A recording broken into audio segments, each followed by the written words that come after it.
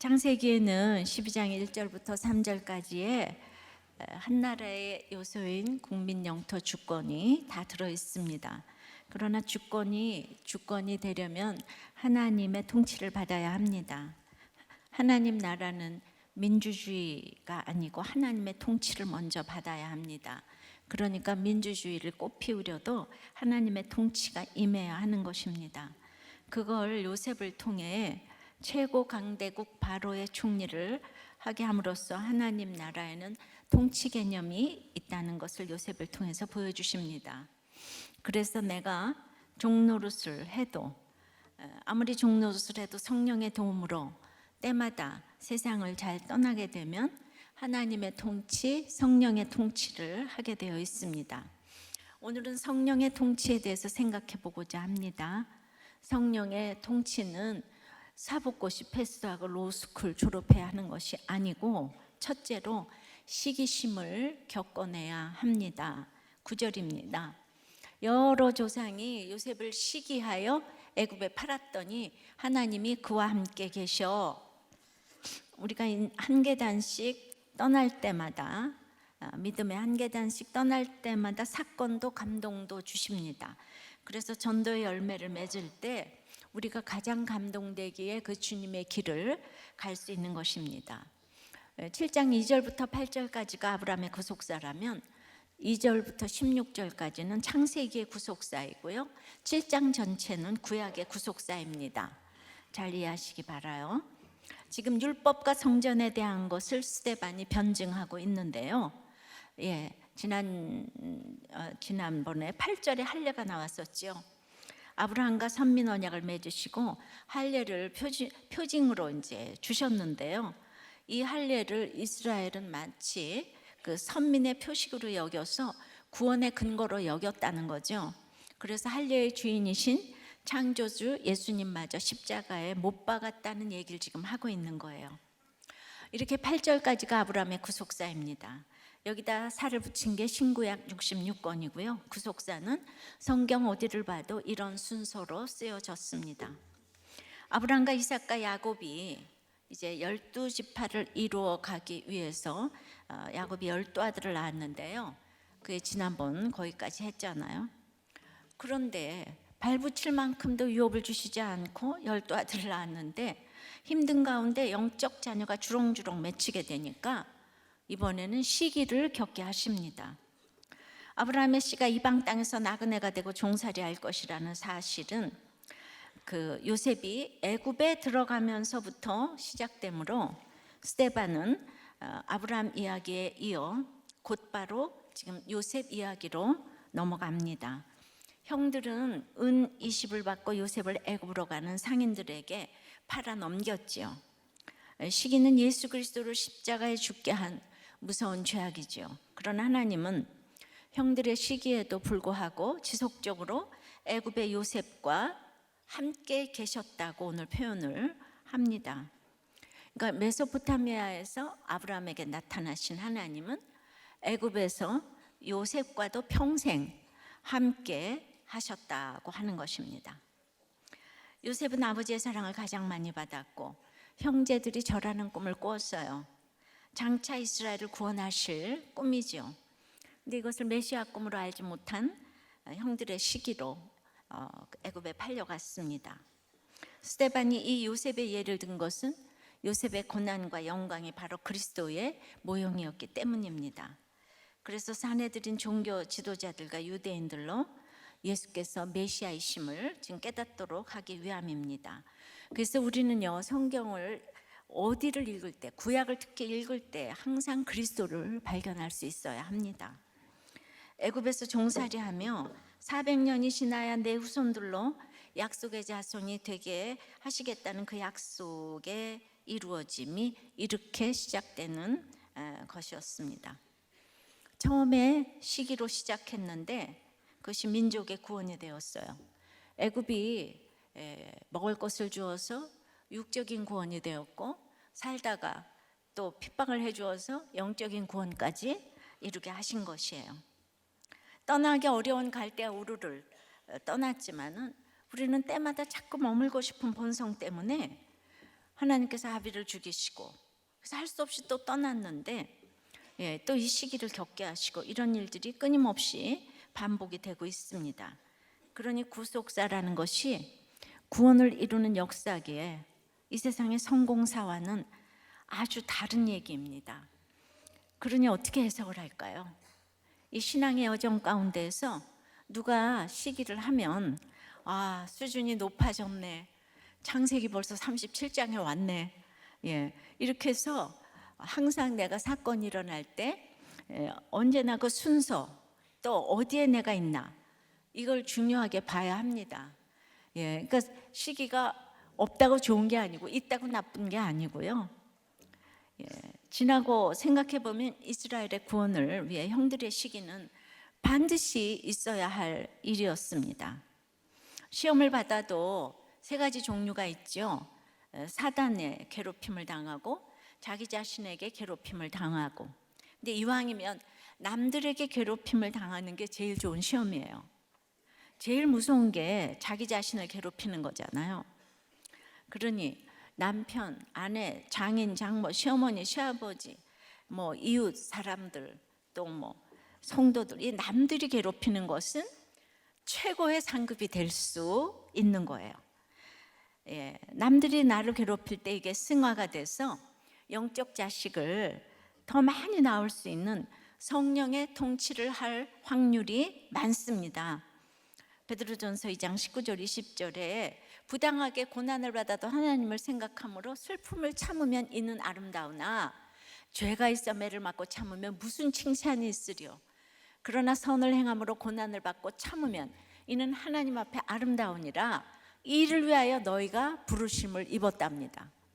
그리스도도 너희를 위하여 고난을 받으사 너희에게 본을 끼쳐 그 자취를 따라오게 하셨느니라. 그러니까 죄가 있어서 매 맞고 참으면 칭찬이 없다는 것은 죄값으로 매를 맞는데 무슨 칭찬이 있겠습니까? 그러니까 자기 자신이 괴로운 사람은 가만히 있어도 남들을 괴롭히잖아요, 그죠? 그래서 내가 괴로워도 남들을 괴롭힐 수 있다는 걸 알아야 합니다. 근데 요셉이 미성숙해서 시기를 유발했어요. 시기를 겪어내야 하지만 유발하는 것도 문제입니다. 이 꿈 내용은 좋았는데요. 그때는 요셉도 형들도 해석을 할 수가 없었어요. 그래서 이거를 시기를 잘 알아야 돼요. 우리들 교회도 날마다 힘든 가운데 영적 자녀는 주렁주렁 맺혀가는 것도 사실입니다. 그런데 시기하는 사람도 많겠죠. 어려서부터 이 시기의 문제는 있었던 것 같아요. 근데 그때 저의 편을 들어주는 가족이 없기 때문에 그래서 누군가 나에 대해 시기를 한다면 늘 저는 내가 뭐가 잘못한 것 같고 이 불안증과 피해의식이 생겼어요. 근데 그것조차 주님의 함께 하심이었습니다. 여러분의 구원을 위해서 내 편을 들어주는 사람이 없었던 것이 지금 생각해 보면 주님의 계획이셨어요. 그렇다고 모든 거 합리화하라는 말은 아닙니다. 우리가 정계를 봐도 그렇고 경제계를 봐도 그렇고 시기가 없는 데가 어디 있겠습니까? 정말 요새 신문에 지상에 일어나는 모든 일들이 시기. 정말 여기서 시기하고 저기서 시기하고. 적용 질문 드릴게요. 형제들에게 시기를 합니까? 시기를 당합니까? 시기를 유발합니까? 자, 이걸 프로테이지로 한번 나눠봐요. 오늘 노는 날 아니고 다시 모집해서 하세요, 목장. 다 노는 줄 알았죠? 할 일 없는 사람도 많아요. 오늘 나눔 제목이 다 좋으니까 모여서 나누세요. 자, 성령의 통치를 하려면 시기심을 이렇게 겪어내야 되는데 두 번째는 종노릇을 잘해야 한대요. 10절입니다. 그 모든 환난에서 건져내사 애굽 왕 바로 앞에서 은총과 지혜를 주심에 바로가 그를 애굽과 자기 온 집에 다 같이 통치자로 세웠느니라. 그래서 오늘 성령의 통치가 나왔습니다. 요셉을 그의 환난에서 건져내셨을 뿐만 아니라 영예로운 자리에까지 세우셨지요. 바로가 세웠느니라는 요셉을 그 바로가 지금 세웠느니라는 요셉을 애굽 총리로 임명하고 그의 궁정과 애굽 나라 전체를 다스릴 권한을 부여하였다는 것입니다. 근데 영적으로도 이런 통치권을 주시는 것이에요. 주인의식을 가지게 됩니다. 사장과 부하가 바뀌게 돼요. 예수를 믿으면 아랫자리에서도 주인의식을 가지고 안 믿는 사장을 통치하게 돼 있습니다.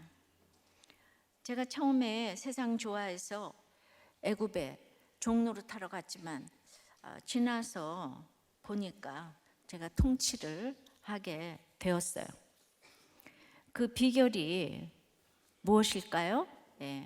종노릇을 잘해야 한다는 것이죠. 종노릇을 잘하는 사람은 머리가 좋든지 믿음이 좋든지 또 완전히 바보든지 이 세 가지 중에 하나입니다. 근데 바보는 종노릇 하다가 끝날 것 같아도 열등감으로 모두를 힘들게 합니다. 근데 대부분은 좀 하다가 내가 하는 거 알아달라고 하고 결국 생색을 내기 때문에 주인은 못합니다. 근데 여호수아가 종노릇을 잘하니까 온 지방과 나라의 통치자로 세우실 뿐만 아니라 온 교회의 통치자로 세우셨습니다. 저도 이제 교회에서 알려지지도 않은 사람이 그 30대 과부가 큐티 모임을 하기까지 당연히 시기가 있었겠지요. 자이로 타이로 사단의 영적 방해가 있었죠. 제가 도마 위에 올라가서 저의 알량한 이 도덕성과 신앙인격을 드러내야 하니까 너 같은 게 뭐래? 자꾸 제 속에서 사단이 참소를 하죠. 신학도 안 해놓고 뭐 이런.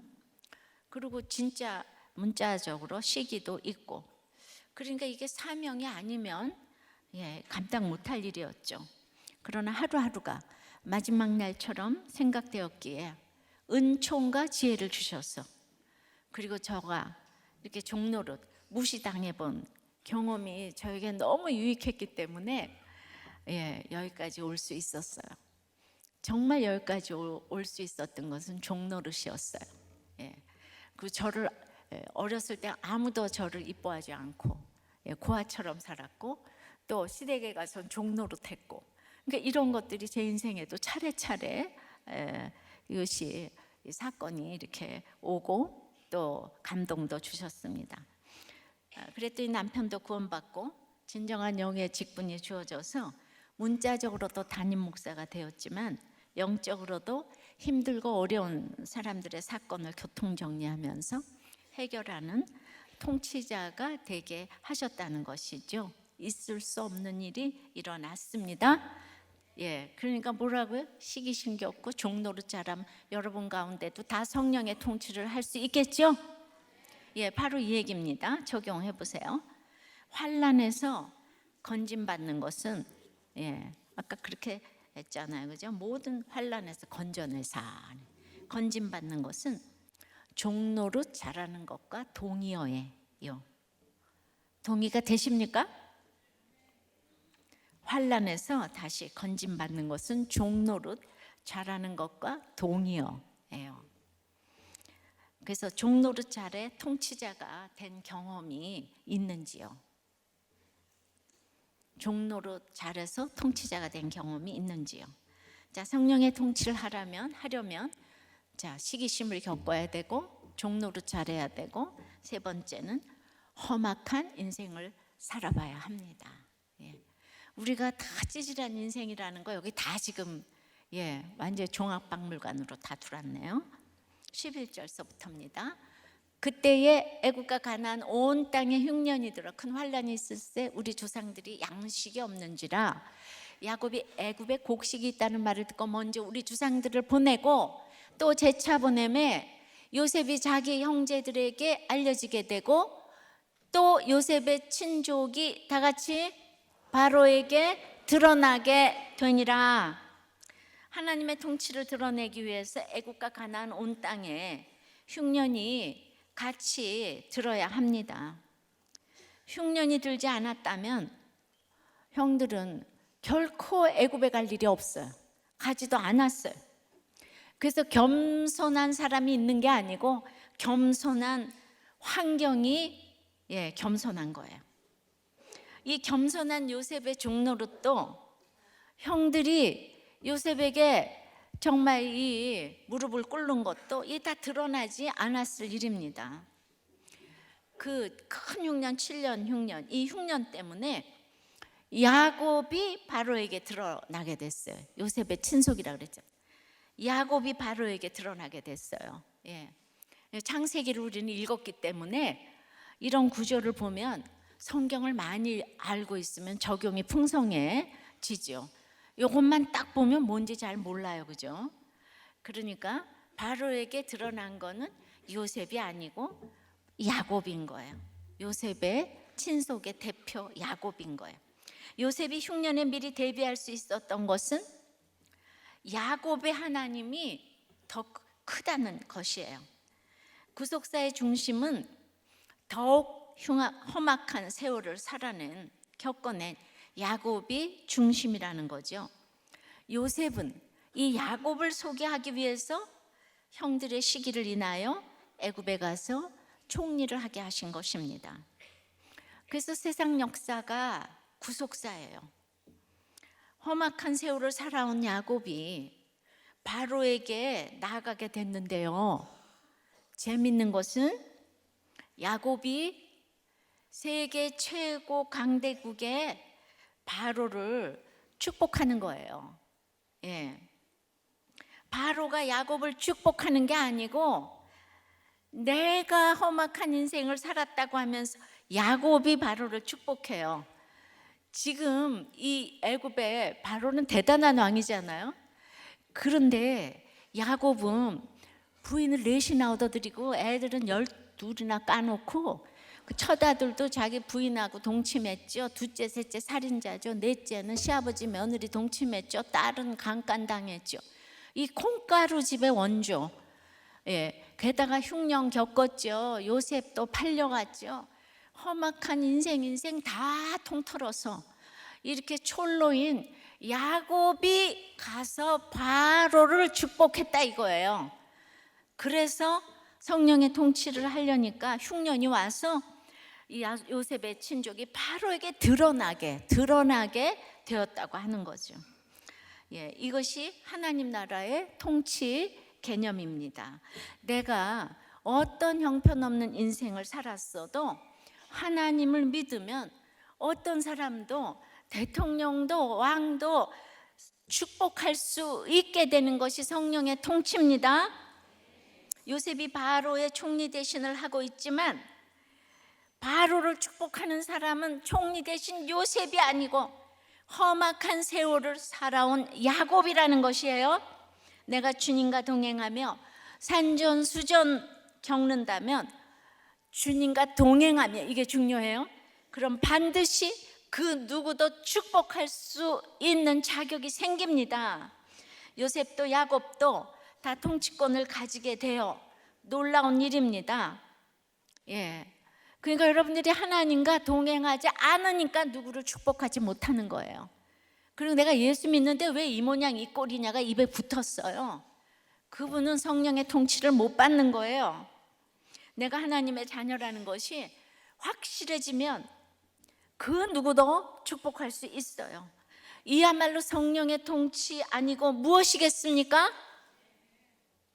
그러니 이 모든 얘기가 이루어지려면 요셉이 팔려가야 되고 시기심을 겪어서 팔려가야 되고 흉년이 와서 양식이 하나도 없어져 봐야 되는 거예요.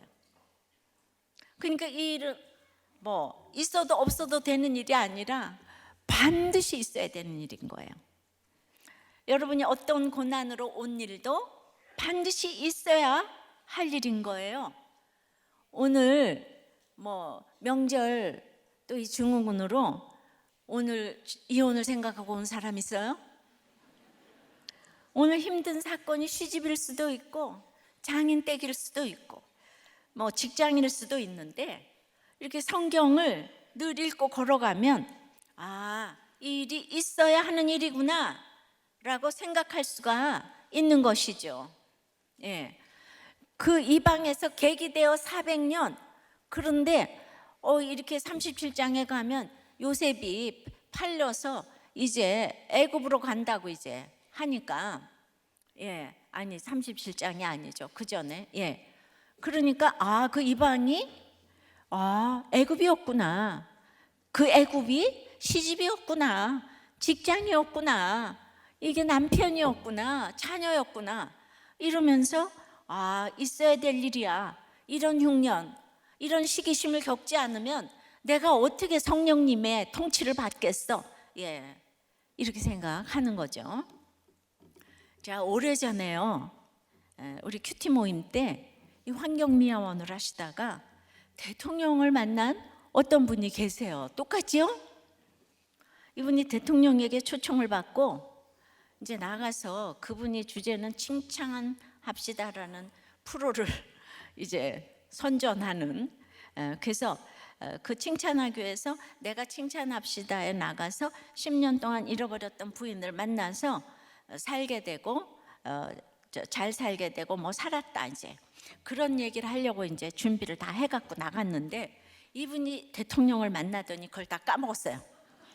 그래가지고 무슨 얘기를 했냐면, 내가 환경미화원인데 술 먹고 술주정하다가 완전히 그냥 정말 죽은 개 같던 내가 예수님 만나가지고 이렇게 새 사람 되었다고 하면서 내 소원은 남북 통일되는 거고 앞으로 김정일을 만나러 가실 땐 자기를 꼭 데려가 달라고 모든 영광을 하나님께 돌린다고 자기 소개를 했어요.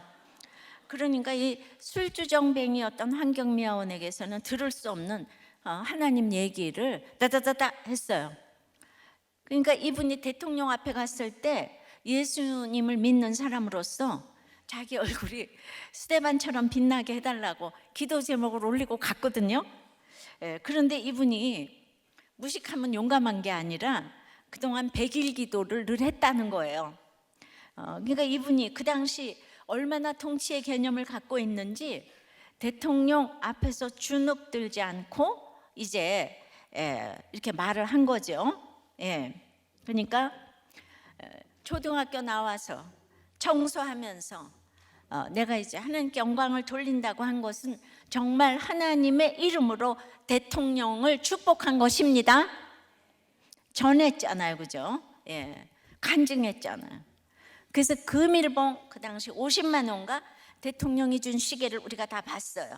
앞뒤에 김대중, 프레지던트 김대중, The Republic of Korea 이렇게 써 있었어요. 하여튼 그때 우리 큐티 모임에서 제일 출세한 분으로 영원히 기억될 분이었어요. 근데 이분이 예수 믿은 지 3년밖에 안 됐는데 이렇게 대통령을 축복했습니다. 그러니까 하나님 나라는 내가 아무리 종노릇을 하더라도 내게 리더십을 반드시 주시고 이 통치의 개념이 반드시 들어가 있다는 것을 아셔야 합니다. 종노릇만 하게 하시지 않습니다. 저절로 우러나오는 권위가 있게 하세요. 그분이 그동안 깨알같이 써놨던 기도 기도 노트의 일부를 읽어드리면, 아버지 하나님, 이 죄인이 지난 20년간 이 일을 해오면서 버려지는 음식물을 내 이 손으로 수천 수만 톤을 치웠습니다. 굶어 죽어가는 북한의 내 형제 자매들을 지척에 두고 이거야말로 어인 죄악이옵나이까. 아버지 하나님, 이 죄인 여기 있사오니 아버지 때에 맞춰 저를 쓰실 때에 죽이기로 작정하고 저를 보내주시옵소서. 죽어도 그곳에서 죽게 하옵소서. 아버지 하나님, 말로만 입으로만 하는 기도가 되게 하지 마옵시고 털끝만큼이라도 신령하고 진정한 기도가 되게 하옵소서. 굉장히 길게 썼는데 제가 이거 짧게 줄였어요. 이렇게 기도를 했는데 100일 기도 끝나고 진짜 대통령을 만난 거예요. 기적이죠? 근데 그날도 수많은 사람들이 있었는데 자신이 헤드 테이블에 대통령과 함께 앉았다는 거예요. 자기가 생각해도 대통령이 자기를 참 기이한 눈으로 쳐다보시는 것 같다고 했어요. 하나님 나라에는 이렇게 통치의 개념이 있습니다. 이해가 되십니까? 내가 하나님을 믿으면 그 누구도 두려워하지 않고 축복할 수 있어요. 천지의 창조주 하나님이 나와 함께 동행하시기 때문에, 그래서 정말 대통령을 축복했잖아요. 기도를 하고. 예, 이해가 잘 되라고 이 예화를 들려드려요. 이해가 팍 되십니까? 그러니까 예수 믿으면 난 전도 못해. 내가 그 사람 앞에서 어떻게, 제가 있잖아요. 제비로 그래도 누구 앞에서 전도를 하는데 이거는 아니더라고요. 저 이분 보니까 이분이 초등학교밖에 안 나왔는데 대통령 앞에서 시뻘건 얼굴을 가지고 술을 그동안에 드셨기 때문에 마음대로 하실 수가 있는 거죠. 이분이 그 뒤로도 이 세상에서 성령으로 잘 떠나고 계시겠죠? 믿은 후 3년 만에 대통령을 만나셨기에 예수 믿으면 이런 일만 생기는 것은 아니잖아요. 그래서 통치의 개념은 철저히 이타적인 개념이에요. 이타적인 독재자가 국민들에게는 최고의 통치자라고 하죠. 왜냐하면 민주주의로 회의를 하다가는 하나 허가 얻는데 3년 열흘은 걸리기 때문에 아무것도 못하기 때문에 이타적인 결정권자가 독재를 해서 빨리빨리 해결이 되어서 두바이는 10년 만에 세계적인 건축물들이 그냥 쫙 들어찼어요. 그래서 건축학도들이 두바이만 가보면 세계 모든 건축이 있기 때문에 거기를 많이 요새 보러 간다는 거예요. 그런데 거기 왕이 그렇게 이타적인 독재자라는 거예요. 네, 참, 좀 우리나라도 그랬으면 좋겠습니다. 적용해 보세요. 험악한 인생이 부끄럽습니까? 험악한 인생으로 축복해주는 인생이 되었습니까? 오늘 적용 질문 좋은데 나눔하세요. 그냥 둘 만나서라도 하세요. 다 안 된다 그러면. 성령의 통치는 네 번째는 이 매장지 신앙이 확실해야 합니다. 14절 15절입니다. 요셉이 사람을 보내어 그의 아버지 야곱과 온 친족 75사람을 청하였더니 야곱이 애굽으로 내려가 자기와 우리 조상들이 거기서 죽고, 이제 스데반은요 애굽으로 이제 그 흉년이 와서 갔잖아요. 간 75명이 이제 완전히 기근의 위기에서 이제 완전히 이제 죽음을 정말 불쌍한 그러니까 죽음의 위기에서 목숨을 건짐받은 자들이었다는 것을 이제 강조를 하는데요. 거기 사람이 보통 이렇게 이제 그 원어로 일반 명사로 안드로포스라는 그 단어를 쓰는데 여긴 그걸 안 쓰고요. 이 사람의 영혼, 목숨, 생명을 뜻하는 단어의 푸시케의 복수형을 썼어요. 그러니까 정말 아주 그냥 구원받은 영혼들만 지금 75명 갔다는 거예요. 지금 200 몇십 년 동안에 그냥 75명 건져냈어요 지금. 그런데 그리고 이제 여기서 야곱이 애굽에서 죽었다는 사실을 특별하게 언급하고 있는데, 가나안 땅만이 성지가 아니고 이 세상 전부 가나안, 애굽, 메소포타미아 모두 하나님이 역사하시는 땅임을 스데반은 계속 강조하고 있습니다. 선민 의식을 계속 깨트리는 얘기를 하는 거예요. 16절에요. 세겜으로 옮겨져 아브라함이 세겜 하몰의 자손에게서 은으로 값주고 산 무덤에 장사되니라. 야곱이 애굽에서 죽었지만 그는 아들들에게 이제 자기 장례를 가나안 땅에서 치러달라고 유언을 했어요. 그래서 창세기 50장에 보면 그 유언대로 말할 수 없이 화려한 장례식을 요셉이 야곱 아버지를 위해서 치러 주었어요. 그러니까 요셉이 총리니까 애굽의 고관대작들이 할 수 없이 이 믿는 사람의 죽음을 보게 됐어요. 이 장례식이 얼마나 대단한지, 그 천국 가는 길, 그 전도한 거죠 사실은. 이 성령의 통치를 보여주기 위해서 야곱의 장례식을 치러주기 위해서 요셉이 총리가 되게 하신 하나님의 섭리가 있었던 거예요. 아니면 총리가 안 됐으면 그 대단한 세계 강대국에서 어떻게 믿는 사람 장례식을 볼 수가 있겠어요? 우리도 교회 장례식도 늘 구원을 보이려고 애를 쓰고 있습니다. 예, 그건 구원의 자리예요. 자, 여기서 중요한 것은 아브라함의 막벨라 굴과 야곱의 세겜은 다른 무덤이에요. 그런데 아브라함이 세겜에게서 산 무덤이라고 지금 그렇게 썼어요. 예, 참 생각해 봤어요. 자, 막벨라 굴은 잘 들으세요. 예. 아브라함이 믿음의 조상 아브라함이 400냥을 주고 산 매장지예요. 세겜의 무덤은 야곱이 100냥 주고 산 것이에요. 근데 창세기에는 분명히 야곱이 막벨라 굴에 묻혔다고 돼 있어요. 그런데 그러니까 이게 좀 다르잖아요. 여러 견해가 있지만은 일단 가나안으로 온 건 사실이고요. 뭐 역사가 요세푸스는 일단 세겜으로 갔다가 막벨라 굴로 갔다. 뭐 이렇게 이제 얘기를 합니다. 그래서 저는 스데반은 야곱이 그러니까 요셉이 야곱의 직계 자손이잖아요. 그래서 야곱이 사놓은 세겜 땅에 먼저 들렸다고 봅니다.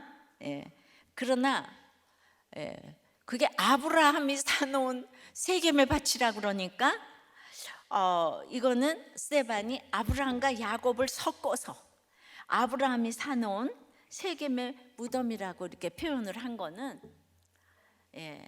이거는 이것도 저것도 아니고 영적 매장지 본향을 의미하기 때문에 스데반이 정말 이 약속의 땅에 대해서 안타깝게 그리고 깊게 묵상을 했다고 생각을 합니다. 자, 뭐 이해가 안 되시죠? 됩니까?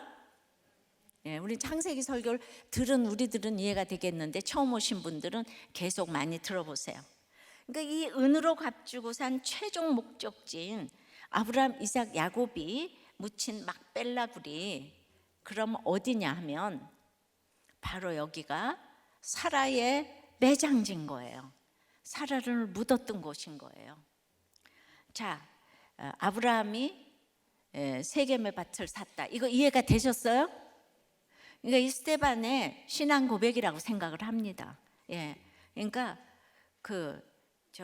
야곱이 산 밭도 자기가 샀으니까 그 밭도 알려주고, 그러나 최종 목적지는 열조의 묘실이니까 막벨라 굴로 갔다. 전부 다 본향을 의미합니다. 근데 여기가 이제 최종 목적지 막벨라 굴이 사라의 매장지인 거예요. 창세기 23장에 이제 사라가 죽을 때 헷족속이 그 자리에서 사라의 매장지를 그냥 쓰라 그랬어요. 그런데 아브라함이 사겠다고, 아니 쓰라고, 사겠다고, 쓰라고, 사겠다고, 쓰라고, 그게 얼마나 반복돼서 나오는지 몰라요. 그러니까 이제 아브라함에게 가나안 땅에 들어가면 이 땅을 다 주겠다 이제 그랬는데, 아브라함이 내가 이 땅을 얻을 줄을 어떻게 무엇으로 알리까? 그러니까 쪼갠 고기 사이로 햇불이 지나가면서 하나님이 이렇게 약속을 해주셨는데 그 약속이 아브라함 당대에 이루어지지는 않았다는 거예요.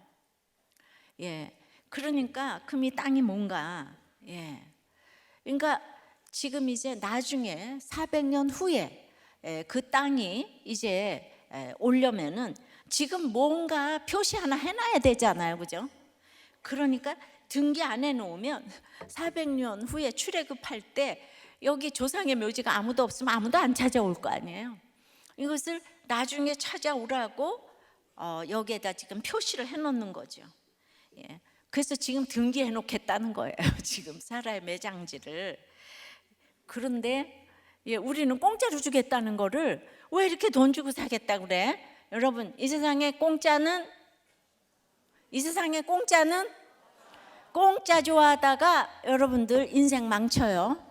발목 잡혀요. 공짜는 없어요. 공짜는 없어요. 목장의 밥도 공짜는 아니에요. 예, 대가를 치러야 돼요. 큐티를 하셔야 돼요. 예. 또 어떤 분은 목장이 뭐 다른 사람들이 너무너무 집이 좋아서 우리 집은 뭐 거기서 못 하겠다. 이런 모든 것도 그거가 있잖아요. 예, 그러시면 아니 되옵니다. 왜 그렇게 밥은 잘해가지고 이분이 말이에요. 예, 그렇게 공짜는 없어요. 그러니까 모르겠다 뭔 말하는지. 그런데 이제 그 땅을요 약속으로 바라본 거는 아브라함이라기보다 남편 사랑 못 받고 자식도 눈만 꼼뻑꼼뻑 뜨는 이삭 하나였던 사라였어요. 사라는 예수님이 오시는 헤브론 약속의 땅에서 죽었어요. 아브라함은 그동안 이 헤브론 땅에 한 번도 거해본 적이 없어요. 창세기 13장에 헤브론 땅을 약속의 땅으로 줬는데요, 관심이 없어 아브라함은. 그러니까 사라가 열국의 어미지만은 그냥 여자 좋아하고 그냥 애들 좋아해가지고 하갈 얻어드렸죠. 그두라 얻어드렸죠. 그두라에게서는 그냥 아들을 6명이나 낳으니까 그냥 아주 그 문지방이 탈트로 그두라한테 그냥 드나들어가지고 그냥 사라가 살 수가 없어. 여기는 아이도 25년 만에 하나 겨우 주었는데 그 아들도 아주 시원찮잖아요. 별 볼 일이 없어. 약하고 그냥 뭐든지 다 안 되고 이러는데 이스마엘은 건강하고 막 수염도 많고 남자 같고 그냥 털도 많고, 그 다음에 구두라 애들 막 그냥 미디안서부터 용감하고 다 하는데 사라가 이렇게 아무 이제 불평했다는 소리가 없지요. 근데 죽을 때 뭐 이삭이 된 거를 보지도 못하고 죽었어요. 근데 헤브론 약속의 땅에서 죽었어요. 그래서 약속의 땅을 상기시켜준 열국의 어미가 됐어요. 그러니까 약속이 제일 중요한 거예요. 내가 아무것도 안 해줘도 자녀 예수 믿게 하면 최고인 거예요. 그러니까 사라가 죽으면서 온몸으로 말하는 메시지를 드디어 아브라함이 깨달았어요. 그래서 23장에 그 사라의 매장지 사는 얘기가 무엇이 그렇게 중요한지 도배 같아요. 도배가 되어 있어요.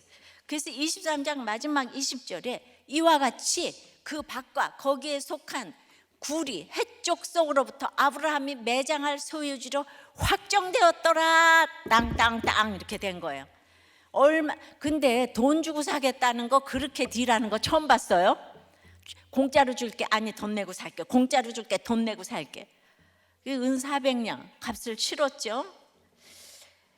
그만큼 약속의 매장지는 이렇게 중요하다는 것을 한 장이나 언급을 했습니다.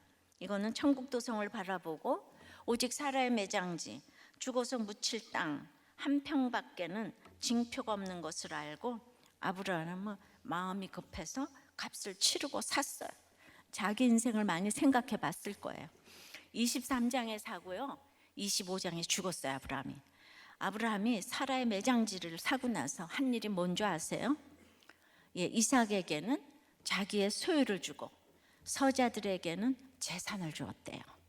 잘 들으세요.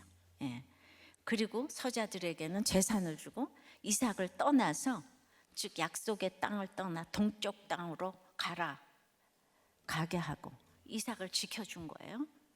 그러고는 죽었어요. 맨 마지막에 이거 하고 죽었어요. 그러니까 아브라함이 8명의 자녀가 있잖아요. 그런데 너무 잘난 아들 이스마엘은 하나님이 보내라고 그래서 보냈어요. 그리고 이제 이삭이 나왔고 나머지 6명하고 막 재미나게 놀다가 사라가 죽으니까 이제 깨달았어. 아브라함이 그래도 영적인 사람이잖아요. 부인 데리고 놀고 자녀들 데리고 놀다가 제일 별 볼 없는 이삭 하나만 영적 자녀라는 걸 알게 됐어요. 그래서 그 자신의 매장지 하늘나라 도성에 들어올 자식은 이삭밖에 없다는 것을 깨닫고 온몸으로 알려주고 간 거예요. 죽기 전에 아브라함도 이거를 깨달았어요. 우리는 그러니까 재산을 다른 형제가 다 가져간다 해도 나는 이 고난을 통해 예수 잘 믿고 내가 가는 천국에 오면 소원이 없겠다는 이 매장지 신앙을 이제 이삭에게 보여준 거예요. 이 땅에서 아무리 가져도 결국 하나님이 주신다는 가나안 땅에 매장지 한 평 딱 가지고 떠났어요.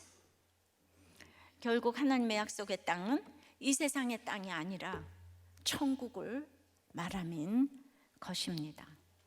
우리는 막 총리 아들이 너무 좋고 뭐 그렇지만은 감옥에 갔다 와도 초등학교에 나와도 예수 믿으면 그 사람만 천국에 간다는 거예요. 이걸 지금 메시지로 주는 거예요. 근데 인정하고 싶지가 않아요.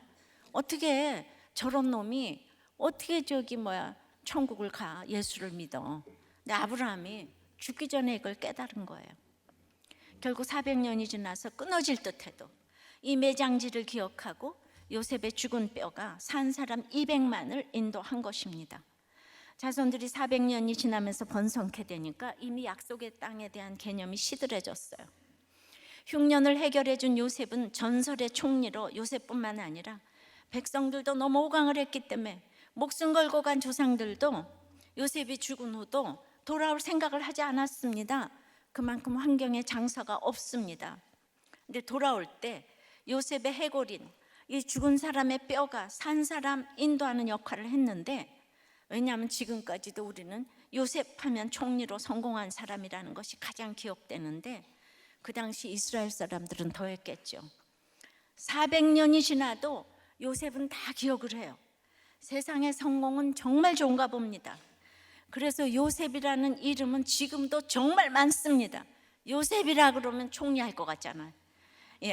그러니까 요셉의 이 해골의 역할은 아무리 총리였어도 결국은 애굽이 본향이 아니라는 것을 밝히는 역할이에요.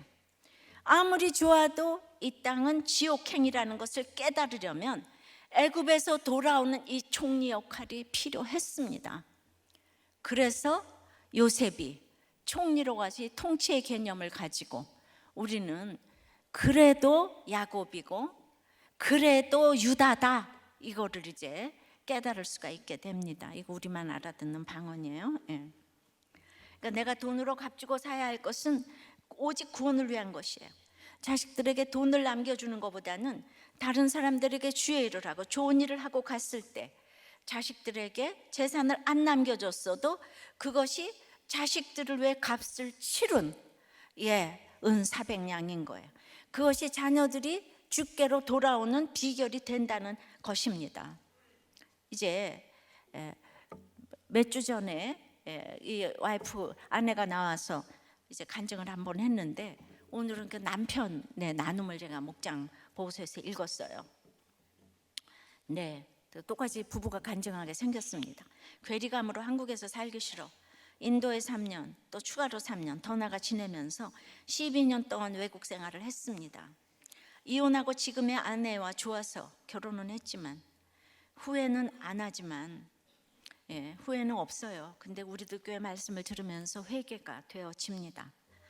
아이들의 약속의 땅을 생각할 때 이 불륜으로 한 재혼은 잘못된 것이고 서로의 잘못된 선택임이 서로 간에 인정이 되어졌습니다. 전처와의 자녀가 아들과 딸이 있는데 관계 회복이 어렵습니다. 그러니까 주님을 만나고 나니 가슴이 이제 미어지는 거죠. 형편도 실직이라고 했는데 그러고 나서 지금 아내와 아들을 입양했는데 이 아이가 12살인데 문해 수두증이라고 내병비연 1급이라는 거예요. 이 아이를 통해서 다시 새롭게 살고 있습니다. 이 아픈 아이를 통해서 많은 은혜를 경험하며 아이는 이미 삶을 잘 살고 있고 그 삶을 통해서 선교사적인 사명을 잘 수행하고 있다고 생각이 됩니다. 지금 그저 열심히 살려고 노력하는 중입니다. 아이는 천국 백성으로 우리 모두를 하나님의 자녀로 만들기 위해 보내주신 선물입니다. 여러분, 이렇게 힘든 아이를 키우는 이런 믿음이라면 예전에 성격 차이로 이혼을 했겠습니까? 그런데 이 문해수두증 아이로 은혜를 받으며 전처의 아이들을 놓고 내가 갈 천국에 오라고 지금 값을 치르고 있는 것입니다. 본인들의 행복만 생각했다면 이혼해서 너무 잘 산다고 지금 자랑을 할 텐데, 안 해도 될 고백을 이 부부가 다 했어요. 바로 이 마음을 성령이 통치하시는 것이고, 이 마음을 하나님이 알아주실 것을 믿습니다. 이것이 바로 매장지 신앙이라는 것이에요. 누가 400년을 내다보며 매장지를 사겠습니까? 바로 이것이 천국을 향한 매장지이니까 눈앞의 자녀들을 위한다기보다 영적 자녀로 만나자고 유언을 하는 것입니다. 누가 자기 믿음으로 여기 와서 자발적으로 묻힐 것인가를 생각할 때 눈을 감을 수가 없는 거예요. 우리 남편, 아내, 자녀들이 하나도 믿음의 자손으로 지금 눈에 보이는 게 없으니까. 그러나 나는 끝까지 관심을 보여주고 오늘 십자가를 길러놓고 그 적용하는 것을 보든지 안 보든지 그렇게 적용을 하면서 가는 것이 아브라함이 그 관심을 보여준 게 바로 이 매장지를 산 사건이라는 것입니다. 그러니까 이렇게 나의 삶으로 이렇게 적용을 하지 않으면 성경은 나하고 상관이 없는 책이 되잖아요. 그래서 창세기를 구속사라고 이렇게 얘기를 하고, 창세기를 하나를 띄면 성경 전체가 들어온다는 얘기를 하는 것입니다. 적용을 해보세요.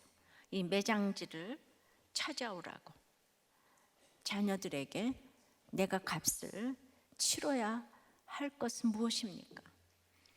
보세요. 아무리 힘든 아내, 남편과 산다고 해도 지금 뇌병변 1급에 문해수두증 아이를 키우는 것만큼 육체적으로 힘들겠습니까? 그런데 지금은 이 아이를 통해서 주님을 만나고 눈물을 흘리면서 다 우리는 후회는 안 해도 회개를 한다 그러잖아요. 지금의 내가 아내와 사는 거를 그럼 후회하면 다시 갑니까? 그런 얘기를 하는 게 아니에요. 후회는 안 하지만 회개를 하셔야 되는 거예요. 그러니까 지금 여러분들은 그런 잘못된 결정을 하시면 안 되는 거예요. 아이들에게 최고의 환경은 자기 친엄마, 친아빠인 거예요. 정신병자라, 알코올 중독자라 이런 게 상관이 하나도 없어요. 사이코패스라 이딴 게 상관이 없어요. 내가 오늘 매장지에 값 주고 값을 치러야 아이들이 예수 믿게 돼 있는 거예요. 이것이 바로 내가 성령의 통치를 받는 것입니다. 말씀을 맺어요. 그러니까 성령의 통치는 시기를 겪어내야 돼요. 종노릇을 잘해야 해요. 험악한 인생을 살아봐야 합니다. 우리가 생각하는 대통령이 돼서 총리가 돼서 로스쿨을 나와서 통치를 하는 게 아니잖아요. 매장지 신앙이 확실해야 되는 거예요. 그러니까 믿는 사람들이 이런 성령의 통치를 정말 경험하고 할 때에 이 나라가 달라질 줄 믿습니다.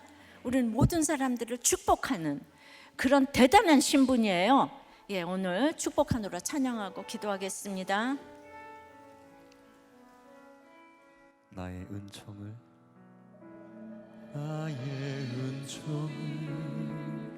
입으리여 너를 아노라.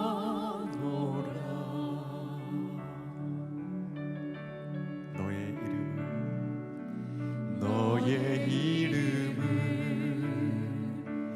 내가 아노라. 나의 사랑을 아느니여 함께 가노라. 내가 친히 함께 가노라.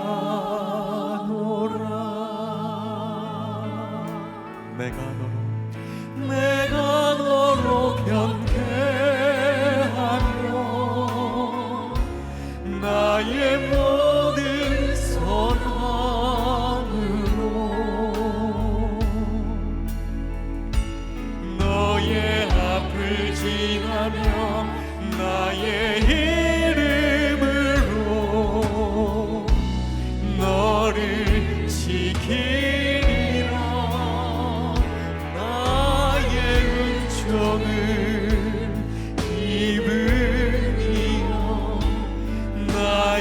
사랑을 하느니여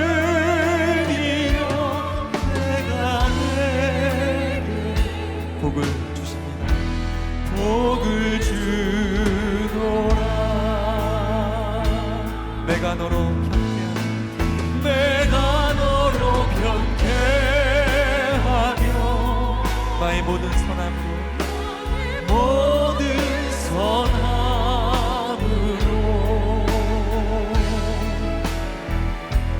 너의 앞을 지나며 나의 이름으로 너를 지키리라. 너를 지키리라. 나의 은총을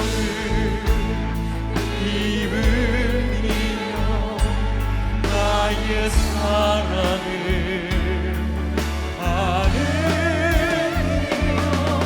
내가 내게 복을 주노라. 복을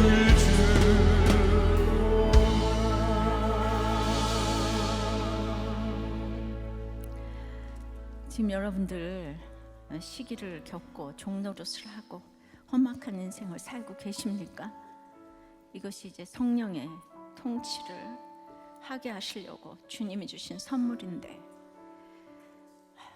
정말 이게 있어야 될 일로 여기게 해달라고, 그리고 하나님이 계시다면 왜 이런가라는 그런 말들을 입에서 좀 제하게 해달라고. 환난에서 건져주시는 것은 종로로 자라는 것과 동의어라고 했으니 이게 좀 믿어지고 내가 살게 해달라고. 그래서 이 시기를 겪어내고 종로릇을 잘하고 험악한 인생을 잘 사는 것이 우리 자녀들에게 매장지 신앙을 확실히 보여주는 길인 걸 알고,